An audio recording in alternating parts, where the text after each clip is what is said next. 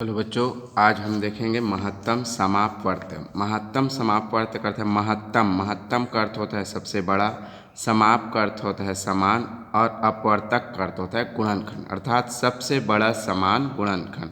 तो बच्चों इसमें नियम कहता है सबसे बड़ा समान गुणनखंड निकालने के लिए हम कम से कम दो संख्याओं का महत्तम समापवर्तक निकाल सकते हैं। ठीक है, कम से कम दो संख्याओं का, और अधिक से अधिक 3, 4, 5, 6 जितना भी संख्याओं का आप निकालना चाहें निकाल सकते हैं। ठीक है बच्चों, लेकिन कम से कम दो संख्याएं होना आवश्यक है महत्तम समापवर्तक निकालने के लिए। ठीक है बच्चों, तो इसमें नियम कहता है कि दो या दो से अधिक संख्याओं का महत्तम समापवर्तक ज्ञात करने के लिए सबसे पहले उन संख्याओं का बच्चों हमें अपवर्तक ज्ञात करना होता है, अर्थात गुणनखंड ज्ञात करना होता है। फिर उन दोनों संख्याओं के गुणनखंडों में जो समान अपवर्तक होते हैं, गुणनखंड होते हैं, उनमें से सबसे बड़ा गुणनखंड जो होता है वही उन दोनों संख्याओं का महत्तम समापवर्तक कहलाता है। ठीक है बच्चों, इस आधार पे हमने क्या बोला कि अगर दो संख्याएं दी गई हैं और बोले महत्तम समापवर्तक ज्ञात कीजिए, तो हम सबसे पहले उन दोनों संख्याओं का अपवर्तक ज्ञात करेंगे। अपवर्तक अर्थात गुणनखंड ज्ञात करेंगे, और गुणनखंड ज्ञात करने के पश्चात उनमें हम ये ध्यान देंगे कि ऐसी कौन सी गुणनखंड है जो दोनों को विभाजित कर रही हैं। ठीक है, और उन गुणनखंडों में हम सबसे बड़े गुणनखंड को ही महत्तम समापवर्तक के रूप में लेंगे। ठीक है बच्चों, उदाहरण में देखिए, महत्तम समापवर्तक। ठीक है, महत्तम समापवर्तक माना कि बच्चों संख्याएं दे दी गई 8 और 12।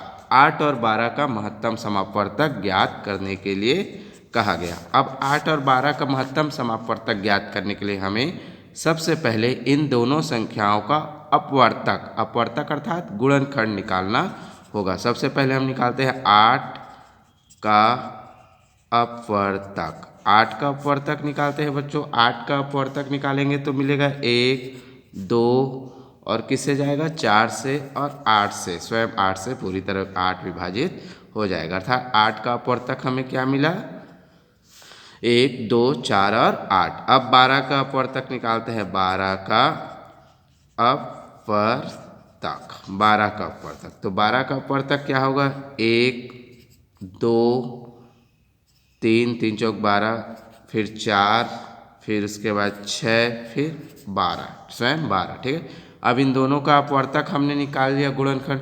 अब इसमें हम ये ध्यान देंगे कि 8 और 12 दोनों से कौन कौन सा अपवर्तक है जो 8 और 12 दोनों को विभाजित करेगा। इन दोनों में ऐसा कौन कौन सा समान अपवर्तक है जो 8 और 12 दोनों को विभाजित करेगा। ठीक है बच्चों, तो देखते हैं, ये 1 मिला, ये 2 है, दोनों में है ना, ये 4 भी है, दोनों में है, 8 नहीं है, 6, 12 नहीं है। ठीक है, अब इन हमें 3 समान अपवर्तक मिला जो इन दोनों को विभाजित कर सकते हैं, 1, 2 और 4। अब 1, 2 और 4 में हमें क्या ध्यान देना है, महत्तम समापवर्तक निकालना है, अर्थात सबसे बड़ा समान अपवर्तक गुणनखंड निकालना है। तो सबसे बड़ा कौन सा है 1, 2 और 4 में 4, अर्थात 8 व 12 का महत्तम समापवर्तक क्या होगा बच्चों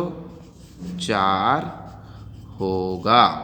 ठीक है बच्चों, इस तरह से दूसरा विधि है महत्तम समापवर्तक निकालने का गुणनखंड विधि। जैसे 8 और 12 का महत्तम 8 और 12 का महत्तम समापवर्तक निकालना है, तो यहाँ पे बच्चों ऐसी संख्या से गुणा करेंगे जो इन दोनों को क्या कर दे, पूरी तरह विभक्त कर दे। ठीक है, तो 2 करेगा, 2 करेगा। अगर यहाँ पे 13 होता बच्चों, 3 होता, माना कि 13 होता, तो 2 से 13 तो विभक्त नहीं होगा, तो यहाँ पे हम 2 नहीं लेते। ठीक है, यहाँ पे कंडीशन कहता है, नियम कहता है कि इन दोनों संख्याओं का अपवर्तक निकालने के लिए यहाँ ऐसी संख्या से गुणा करेंगे जो इन दोनों को पूरी तरह विभक्त करेगा, एक को नहीं दोनों को, तब यह सवाल हल होगा। ठीक है, तो 2 दोनों को कर रहे हैं ना, कितनी बार में 2 चौक 8, 2 छक्के 12। ठीक है, अब यहाँ पे देखो 2 दोनों को कर रहे हैं, 2 दूनी 4, 2 तिया 6। अब यहाँ पे 2 कर रहे हैं क्या? नहीं, 3 भी नहीं कर रहे,